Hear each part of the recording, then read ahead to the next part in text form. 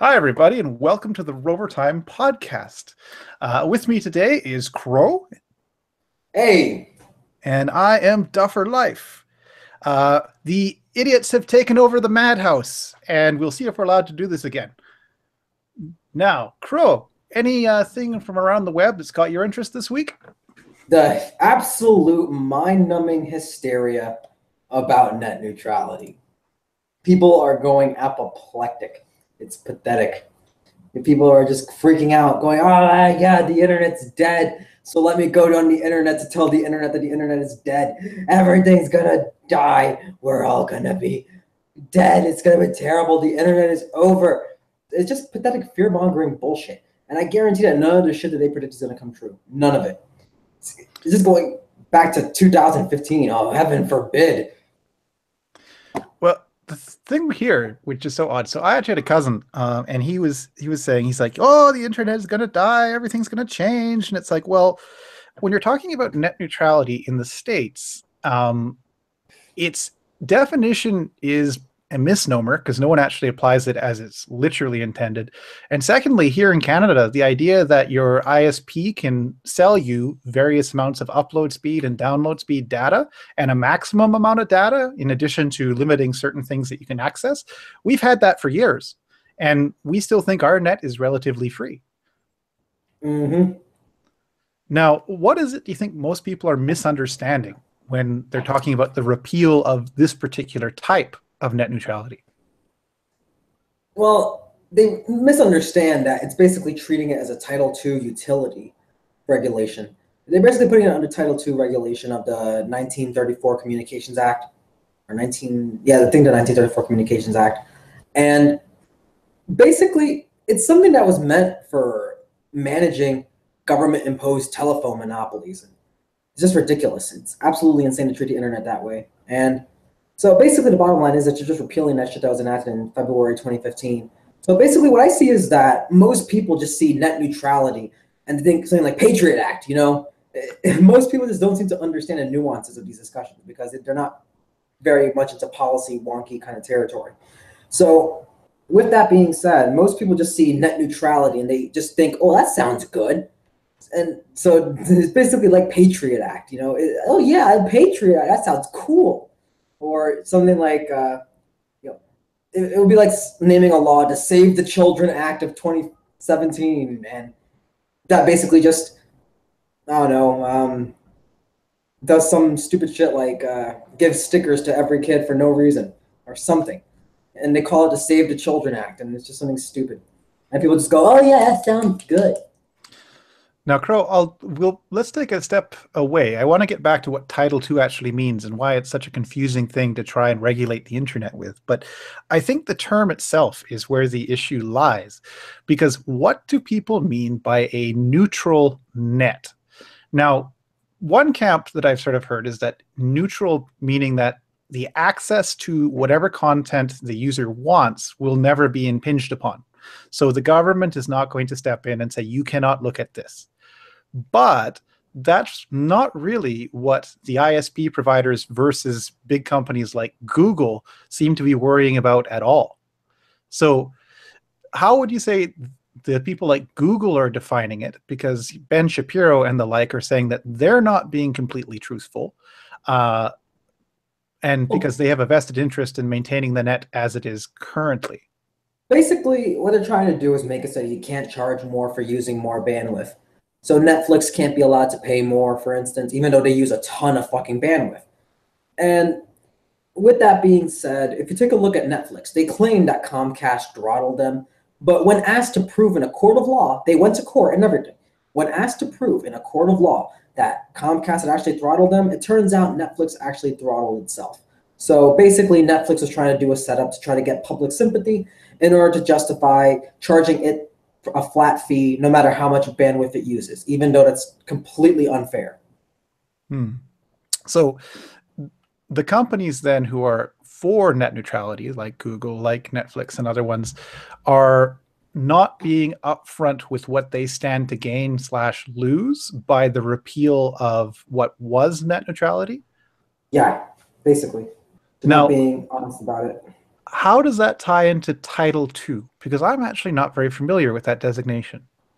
Basically, Title II is it's about, from the Communications Act that was designated again to manage government-imposed telephone monopolies.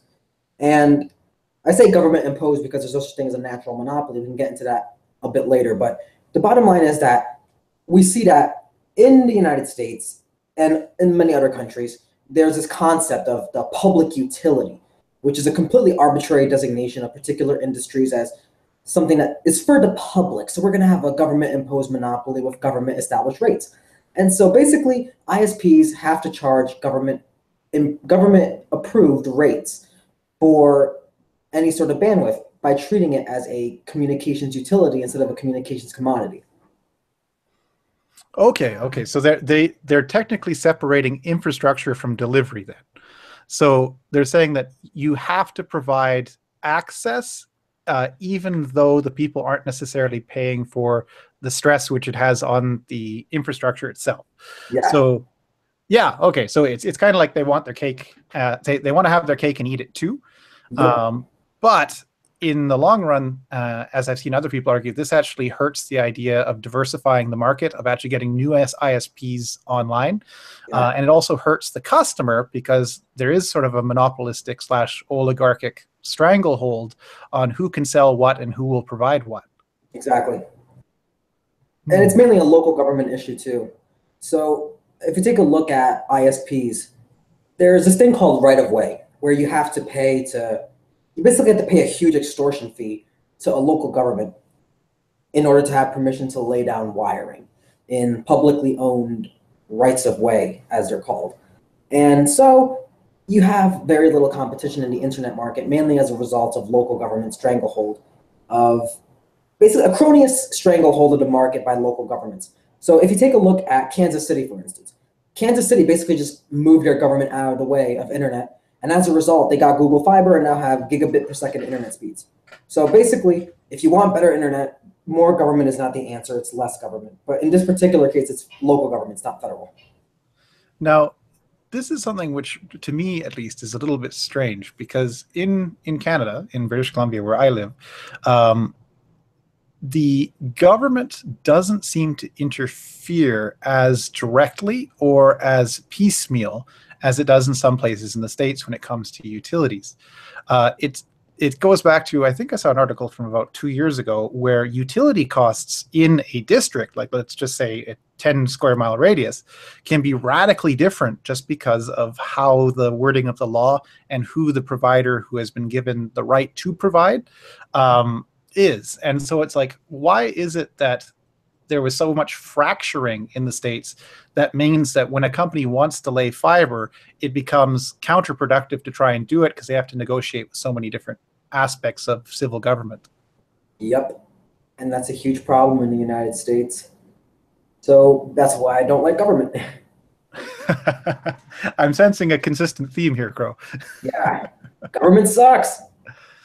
Now, what would you like to see in terms of new ISPs and new types of packages for internet access? Well, I would like to see, first of all, just more ISPs in general. We allow more companies to build on the market without government getting in the way. And now, even if that means just a few blocks for a small ISP, I don't care. Just more internet competition to set up in the market. And if you want to have a basic internet package, relatively minor speeds for things just like email, for instance, because you don't use very much on YouTube or Netflix, then fine, get that for a lower price and just allow the market to work as it may. My thought, though, or sort of a hurdle I see with the proliferation of new ISPs is we'll have groups with vested interests trying to control them right off the bat. So imagine you already get protests the moment you open your door that's like, you say you'll give people access to everything. Don't you know that's terrible? Don't you know children are impressionable? What sort of things do you think society can do to get away from that type of bandstanding? Well, protests from who exactly? Other companies? Well, I would say the Moral Outrage Brigade.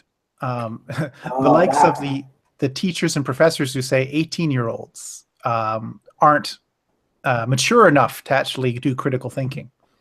Okay. I would just say what I usually say: "Fuck off."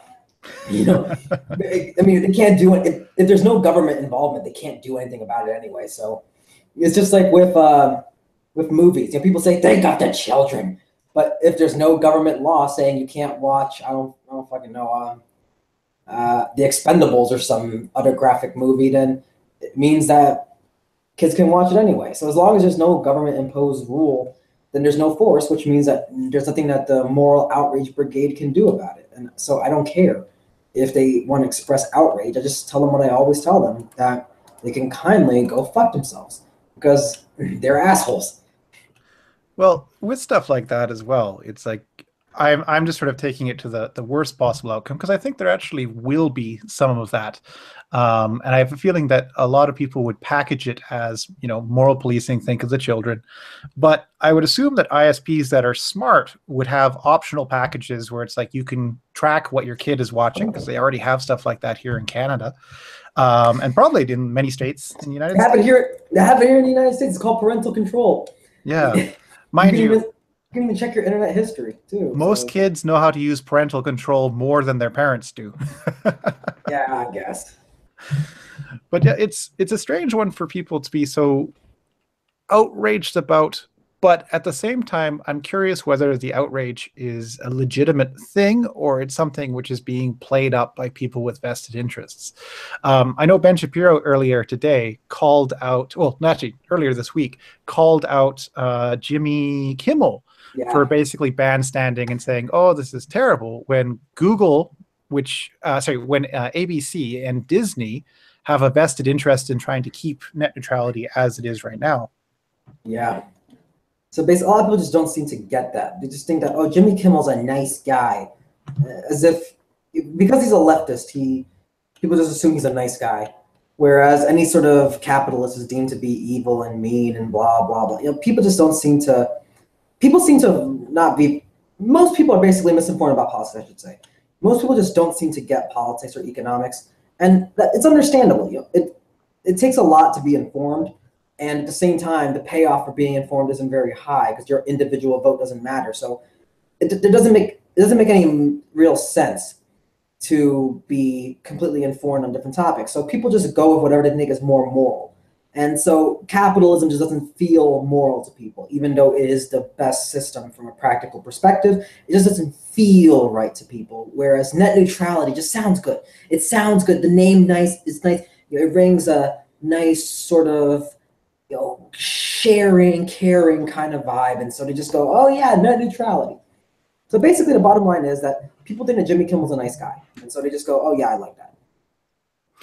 Yeah, actually, something interesting that you brought up there, Crow. So being informed in the internet age is a very strange thing, at least from my perspective, because we have access to a lot more trivia than we ever have. But I would argue that being informed requires setting time aside to actually dig into things. And I'm not sure how much of the general public does that. Like, what would you say being informed is in the internet culture that we are in today there, Crow?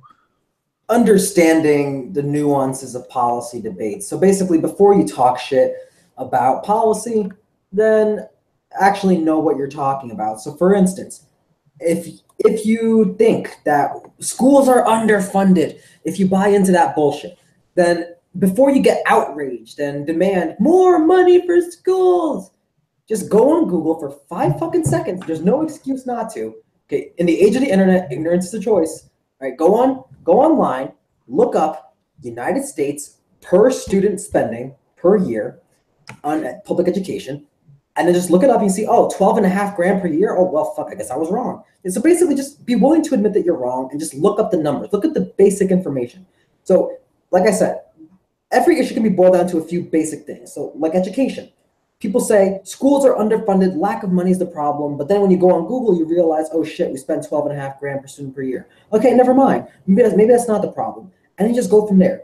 So that's basically what it means to be informed. Just look up the basic details and ask yourself, is this the actual correct solution? Mm-hmm. Yeah.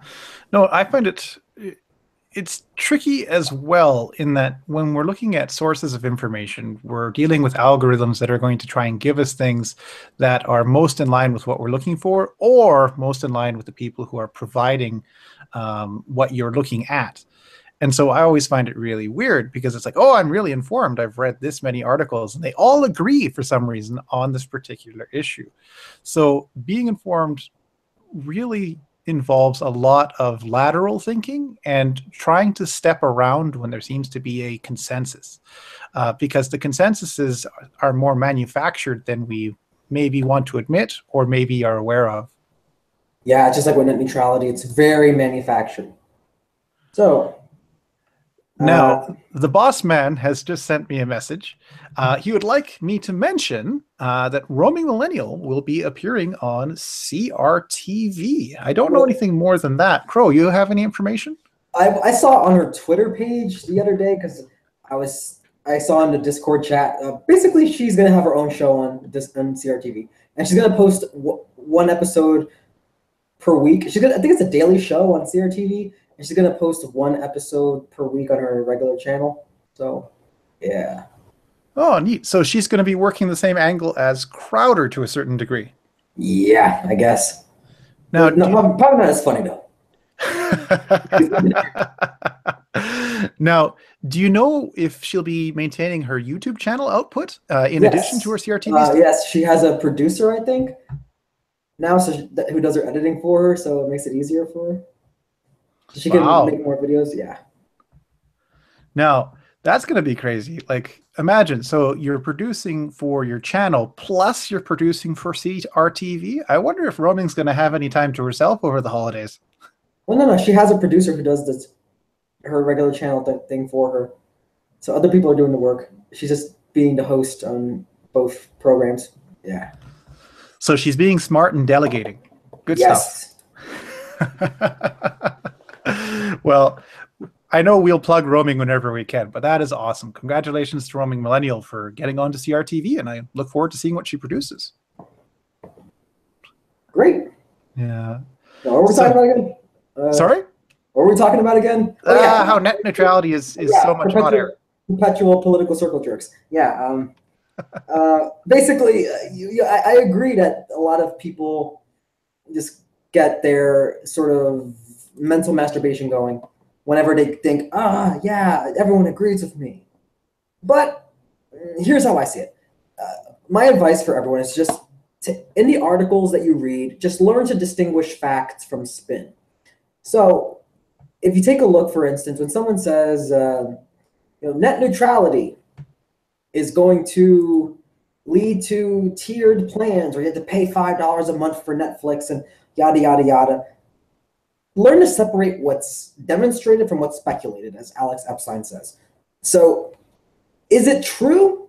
Has that ever happened before? Has it ever been the case where companies just decided to make you pay $5 a month extra for Twitter and YouTube before these rules came along? And the answer is no. So just learn to distinguish what's demonstrated from what's speculated. And that's the answer. Critical thinking. Critical thinking. Yeah. But now, with that out of the way, I know I asked you earlier there, Crow. You don't particularly like Star Wars, eh? I'm just not into it. I don't hate it. I'm just not into it. Yeah, I know. I am currently waiting to go and see the movie. It is, I think, called The Last Jedi.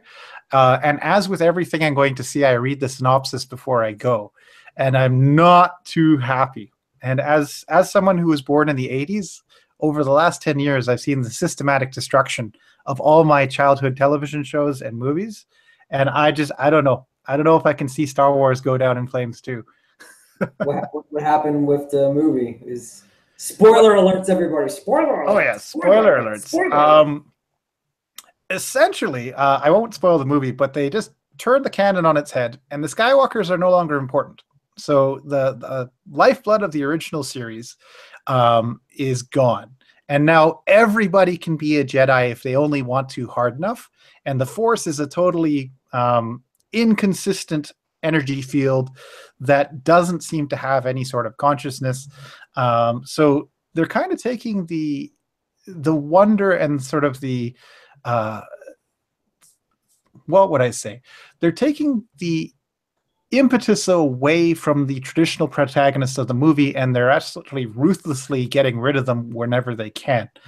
And that hurts because I liked Luke, and I wanted to see what happened with Luke in the expanded universe. Oh my gosh, is that Dr. Manhattan? Ah! So I talk about Star Wars, and he is summoned. I haven't watched The Last Jedi yet, so I'm just like, I came at the wrong time, but Neither have I, but my heart has already been broken from what I've read. yeah, I hear it's apparently like, all I heard is that it's apparently really polarizing. I'm like, well, fuck, that's going to be interesting. I get to have another Man of Steel experience. Well, yeah, it's one of those ones where for the fans of canon Star Wars, this is not a Star Wars movie. Okay. For people who want to be introduced to a good high sci-fi movie, this is a good entry point. Gotcha. So sad, though. So sad. They already killed Transformers. They've killed Teenage Mutant Ninja Turtles. They killed Star Trek, and now they're killing Star Wars. There's nothing left. There's nothing left. Nothing is sacred. It all burn. So, Doctor, what's on your mind? What's on my mind is I want to know what's so far happened in the conversation, because I know I'm about 20 minutes in, and I'm like, what the fuck? Net neutrality is good. We're gonna die. Basically, I guess about net neutrality, essentially. I was gonna say I guess I can determine what Crow's opinion is about it. This during his facetiousness there. Yes, very facetious. I'm just kind of over here like I'm somewhat uninformed on a lot of things, so I can't really say one way or the other. But as far as I can tell, I'm like, okay, I'm more concerned with the state of YouTube as it is. I think everybody's kind of, just from what I can tell, it sounds like everybody's just getting way more up in arms about net neutrality than they should, because it was only enacted like 2 years ago, right? Yeah. Yeah, so just, I want to say just calm down, but I don't know. That's just my uninformed opinion. Basically, people are flipping their skillets over nothing. That's the bottom line. What Crow and I sort of talked about is there's a problem with the terminology, because the terminology sounds great, but it's completely unreflective of the two camps who are currently battling over it. Okay. So the people with a vested interest in not having to pay for the amount of data that they use are claiming net neutrality is a great thing. And it's like, but what you're not actually advocating for is a neutral net, because YouTube, Twitter, all these guys have already been restricting access to different things. Right. With YouTube, you now have that mode where you cannot access videos, and it's put into a reduced state. So it's not as if the people who are trumpeting net neutrality are very neutral in how they treat their portions of the net. Basically, it's just kind of hypocritical. And that's what it sounds like to me anyway. I mean, this is what happens when I come 20 minutes in. Now, with that, though, so Tim Pool of Tim's Cast, he had a video which he released today about how tomorrow is supposed to be something of a D-Day on Twitter. Because they're going to be cracking down hard on the abusers. And I'm not actually sure. No, the abusers. Crow, have you heard anything about this? I have not. I don't use Twitter very much. Oh, man, it's going to be fucking crazy. It's just, I said something to... Twitter's killing itself already, so... Yeah. Well, I sent something to, what's his name? He goes by Hoodie Demon. He's a, at least to me, a fairly entertaining ANCAP. And I sent him a gif of just like a guy playing the violin on the fucking Titanic. I was like, this is Jack right now. This is what's going to happen tomorrow. Just fucking sink itself at some point soon. Well, the tricky thing, Matt Christiansen and Blonde at the Belly of the Beast, who do their podcast literally just after ours, they've been talking for quite a few weeks about the problem is that Twitter is the best product on the market right now. Okay. And it's also, even though it's contracting in terms of its user base, still by far the most prolific. And so to lose Twitter is to lose a really good tool for communicating with people and communicating with other notable persons, because not everyone's migrated yet. But sorry, go ahead. I was going to say, I wanted to clarify that because I didn't know if you meant the concept of what Twitter is or actually Twitter itself. But okay, I see what you mean.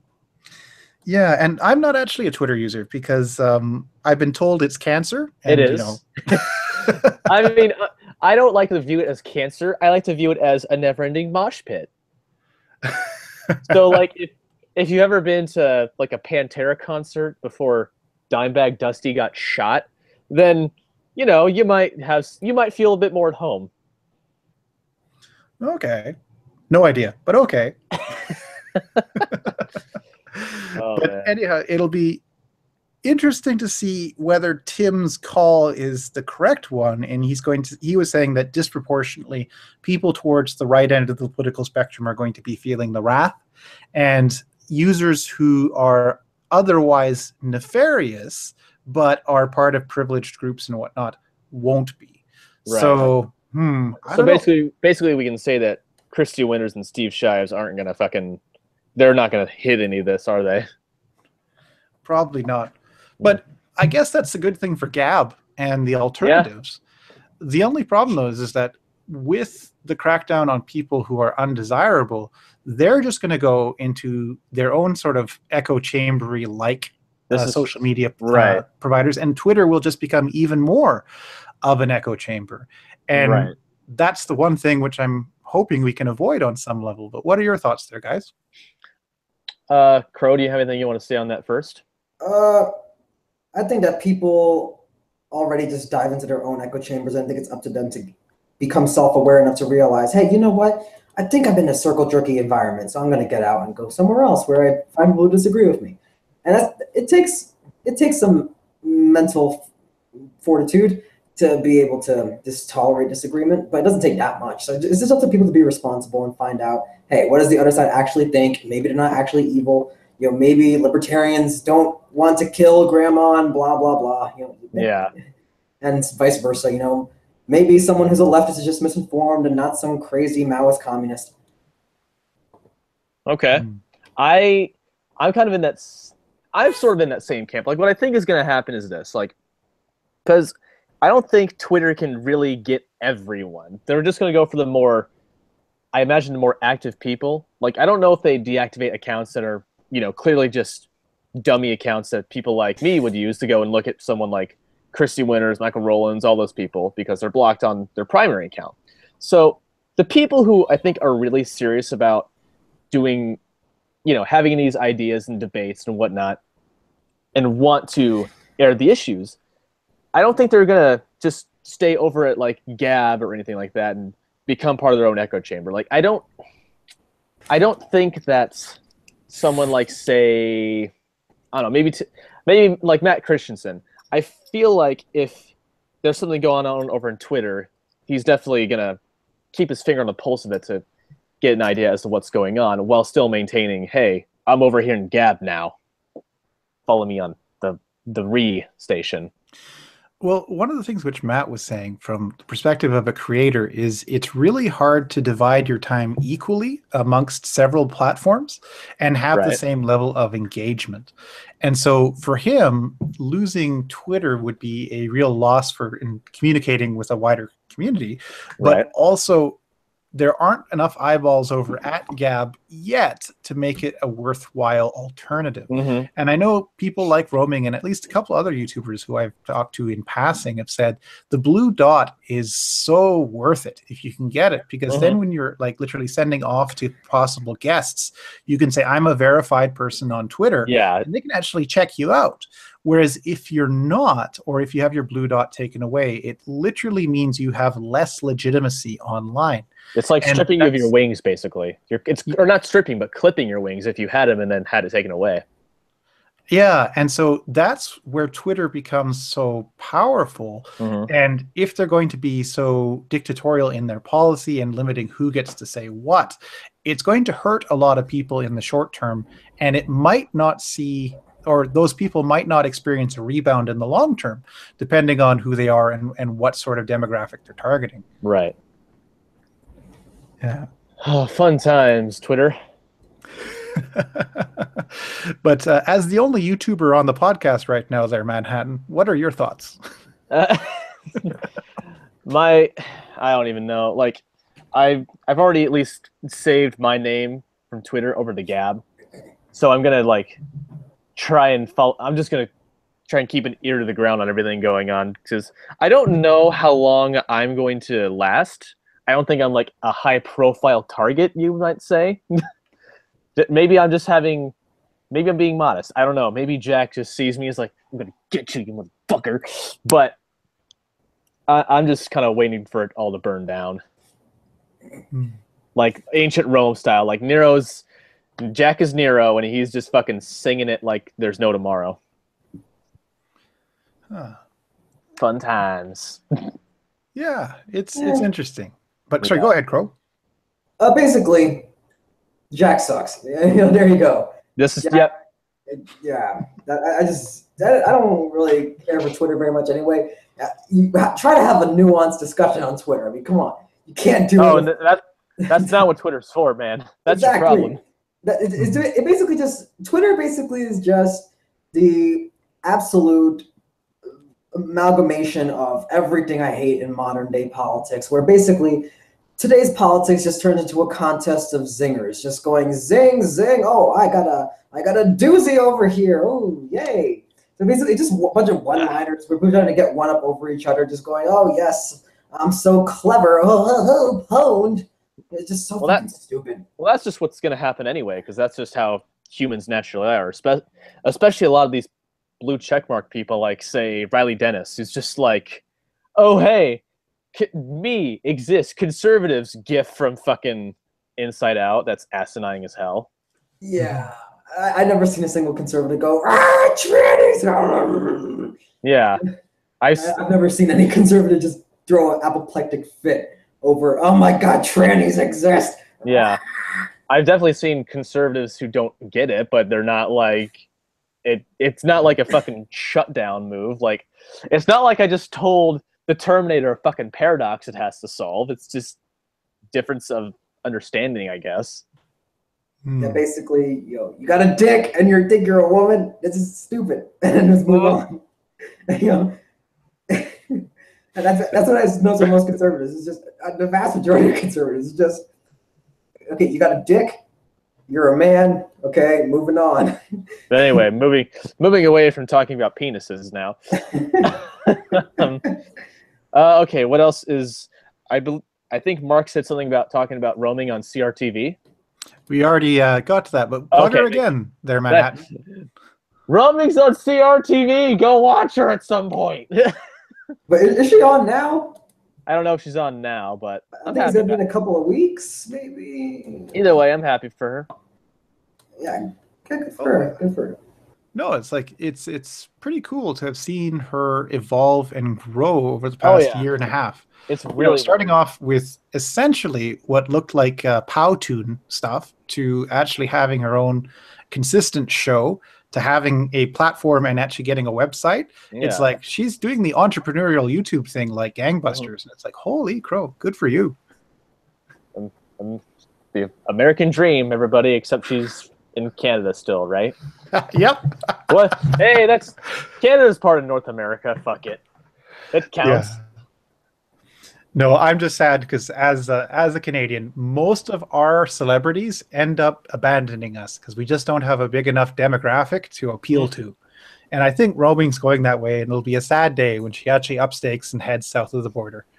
Isn't she already south of the border right now? She has her citizenship, doesn't she? Green card, I think. Green card, there it is. Yeah. It takes a long ass time to legally come here. Basically, as far as I'm concerned, just a little aside on immigration. My standard is very simple. Are you a violent criminal? No. Okay. Are you a leech? No. Okay. Just mosey on down. Come on in. Welcome aboard the American Express.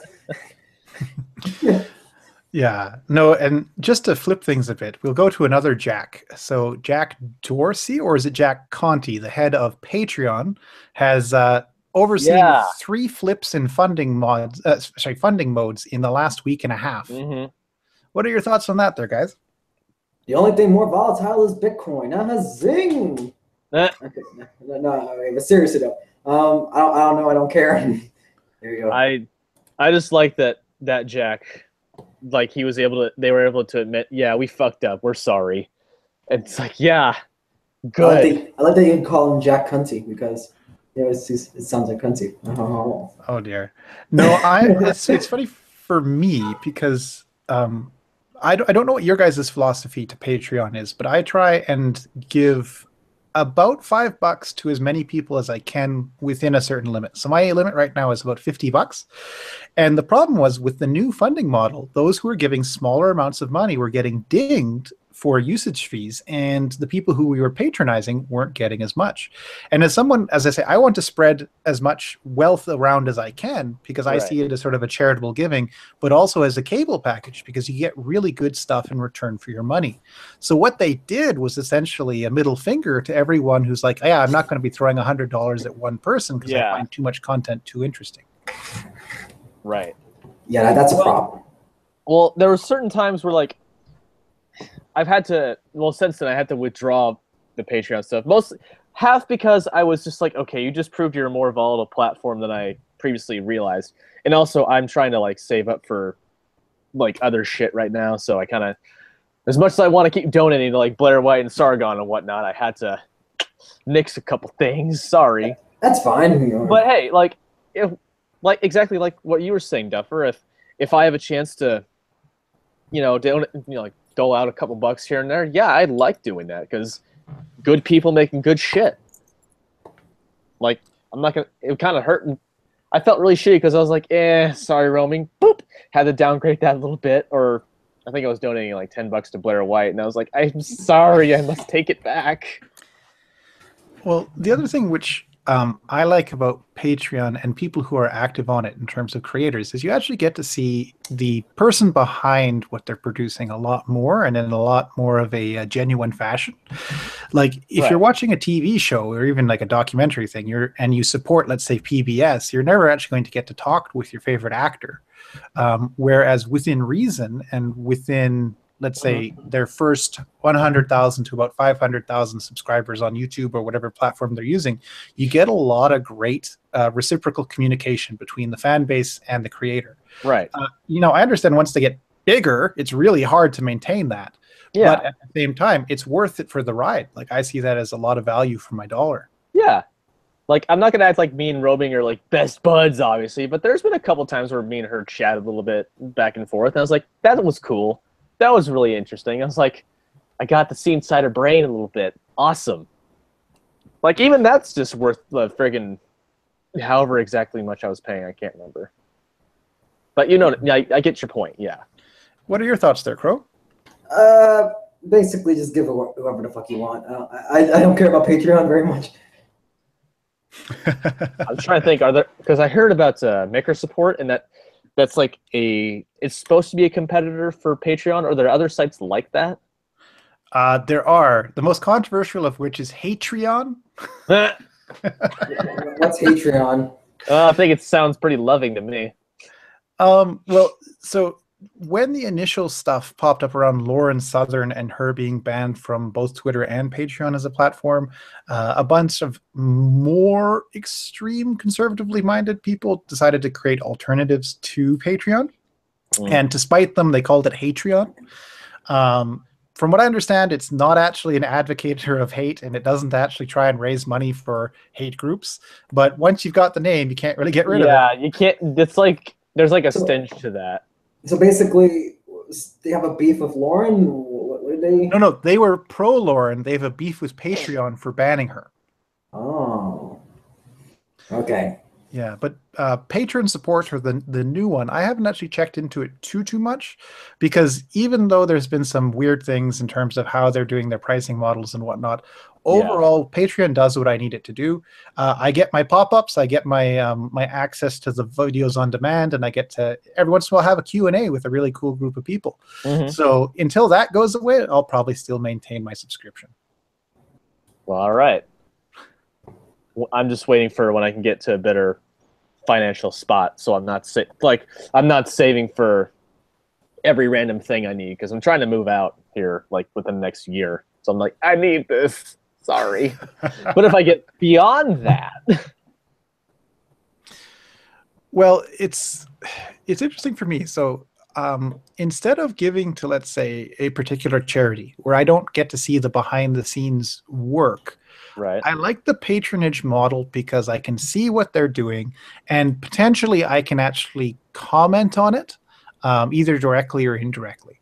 Right. And so for me, I see that as better charity than giving to an actual charity. And what's crazy about it for me as well is I don't like the fact that you can write off charitable donations.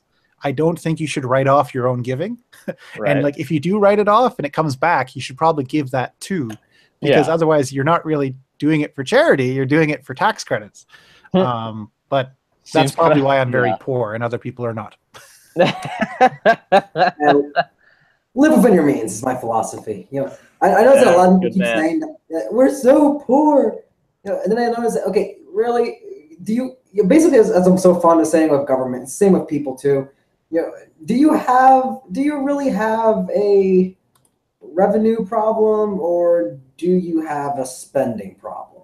I admit I'm in the spending problem point. I'm still trying to like get a good flow and like get my shit together because yeah. Coffee is a cruel and demanding mistress, and she demands a lot from me. That's why I try to kick the energy drink habit because I'm like, these are terrible for me anyway. Why am I still drinking them? How much does each drink cost? Let's see. Well, I get a slight discount at work, but it's like $150. Okay, and how often do you buy One it? a day. It was one a day. I just fell off the wagon today. Well, okay, here's my advice to you. The next time you think about purchasing something, just think, I purchase this once a day, even if it's a small purchase. What you're telling me is that you spend $540 a year on energy drinks. When you put it that way, you see? Exactly. I'm aware of this. It makes for great motivation. That's my advice. It makes for great motivation to stop spending, because once you take a look at the long term, 150 per day. For some reason, people just don't seem to get units. It's like when people say, if you say I'm 1,000,000 micrometers tall, that's only 1 meter, but it sounds impressive because it's 1,000,000 micrometers. So it's basically like when someone says, "Oh, 150 per day, that's easy." But then when you look at the grand scheme of things, that's $540 per year. So yeah, that doesn't sound very good anymore, now does it? Mm-hmm. Yeah. And Crow, I like it there. You're echoing my argument, which I brought up a couple times, that humans have problems with orders of magnitude. We really can tell the difference between a little bit and a lot, but we can't tell the relative degree to which that is reflective of larger units or larger groups or larger bodies. So we have serious problems with guesstimating how much something costs versus how much you save and other stuff like that. Yeah. Fun stuff, finances. Crow or Doc, do you have another topic you'd like to throw out? We have about, I think, 15 minutes left. I was just about to ask the same thing because I don't know. I apparently pissed off Danny Kortz a little bit, so I was pretty proud of myself for that the other day. Who's that? He runs with fucking shives and whatnot. So guess what he's like. But blocked? Huh? Blocked? No, I'm not blocked yet. That's what's no, I mean Danny because he runs with shives. Get it? Okay. Yeah. But anyway, like because Shuon had asked on Twitter, because I think it was like Peter Coffin who was saying something about the Gamergate was always a hate group. Gamergate was always. It was saying that like 20 times in a tweet, and she asked, "Is there a name for this meme yet?" Because I feel like there should be a name for this meme, and Danny Kortz decided to, quote it and say a reminder that June is a hateful piece of shit. And other news, and what did he say? In other news, water's wet and fire's hot, or something to that effect. And I quoted him and I said, in other news, Danny Kortz, a salty little bitch. And then he went to, I know he had to look at who I was, because for some reason he decided to comment on a thing I said to Riley Dennis. And I was just like, oh, look at this motherfucker. He's getting all freaked out. Rah, testosterone and shit. And it's fucking hilarious to me. Like, if anybody's watching this, like, and just saying, fuck you, Dr. Manhattan, which I know they're not. But let's just put this on a record. I don't hate any of you people if I'm giving you shit. I think it's fucking funny because you're idiots. Just so we're clear. Oh, just had to have that little ramble just now. Yeah, no, it's. I only know of Steve through other YouTubers' videos about him, but I do find it so odd and so saddening that people jump to hate as sort of their like first stepping stone. Right. Because it's like, okay, you've already thrown the nuke, you've already gone straight for character assassination. Yeah. Now what are you going to do? Because if that's your go-to point, then I kind of lost you already. I think it's I honestly feel really bad for Shives because from what what little I've seen of him and his wife, it seems like there's something really fucked up going on there. Like there's a really famous video, or famous video where her and him are talking about, oh, what the fuck was it? They were talking about Joss Whedon. This is like back when Ultron first came out. And Shives was saying something like, he basically said, I like the spin-off of Buffy the Vampire Slayer, Angel, which is about one of Buffy's, ex-boyfriends. He's like, I like that show better. Does that make me sexist? And she's like, yeah, you know why? Because it's about a man. It's like, hold up. You just called your fucking husband a sexist. Like, I don't think Steve really is in like the traditional sense. Like, I think he is in like a really warped way, but him calling him that, it's like, what the fuck is going on in this marriage? I kind of feel bad. Yeah, that's sorry, of just binary thinking. You either are this or you are that. And to say it's like, I like this show because of this, that makes you a sexist. It's like, well, are we actually talking about a show that explicitly sells sexism? And they might come back and say, well, yeah, you have a man playing a traditionally masculine role. And it turns out that particular actor had a serious problem with womanizing, and he later appeared on Bones. I forget what else he's done since then. But he's in a show about Navy SEALs or something like that now. Oh, okay. Yeah. But that's just sort of like, it's such a pain because it's like, okay, anyone playing traditional roles, and traditional in the loosest sense of the word, meaning it's like a masculine person acting masculine, a feminine person acting in a feminine way, it creates a black and white where really there's a lot of gray, because it's like, okay, if we take Angel as he's played in that particular show, and then we say, okay, let's take another supernatural show and say Supernatural. literally the show is Supernatural. And it's like, which one's more sexist and why? Have you ever seen Supernatural? I've been watching it a lot more recently. My girlfriend finally made me cave in and watch. I'm like, this is so fucking amazing. American horror. Yeah. Okay. I don't watch any of these. I don't know what the hell you're talking about. Bones and Supernatural. I took us off on a tangent because I was. Is there a show actually called Bones? Yes, there is. What kind of title is? She's like a coroner or some shit, I think. Okay, so that makes more sense, I guess. I can't remember exactly her job, but yeah, she studies bones. That's her profession. So she's an archaeologist, or something in forensics. Okay, so that makes more sense now. Okay. Yeah. And it was a long-running show. I think it went for what, 12 seasons? Was it 12? I thought it was like 8. Maybe. I wouldn't. Don't quote me on that. it went for a decent amount of time. That's for sure. Oh, I just noticed something that someone posted. The one and only Skidagi said that Canada is basically an American protectorate, so no big deal. That is basically true. Remember, you fucking Canucks, we can annex you whenever we want. Right. I know. Can't really argue that point. But this is once again why that is the ultimate proof against this leftist claim that America is an empire. Believe me, I have my qualms with the military. There are legitimate criticisms of the military. They spend way too much money. They're very inefficient. Like any government bureaucracy, they're very inefficient.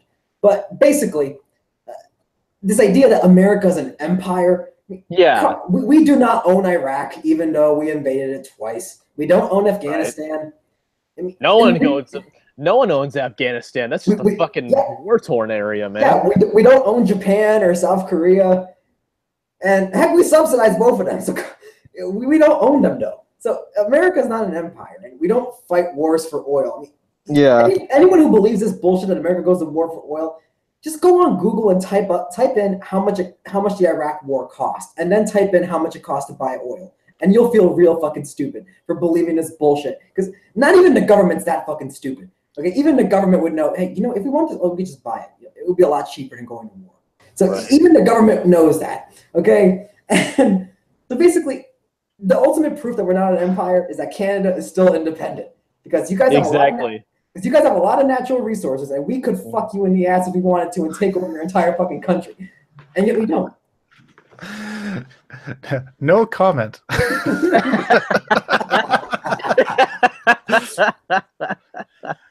Yeah, but this is also one of the reasons why we double down on a whole bunch of the cultural product clauses, and also a bunch of sort of separation of, the allowance for our government to declare certain industries to be cultural industries and therefore prevent hostile takeovers.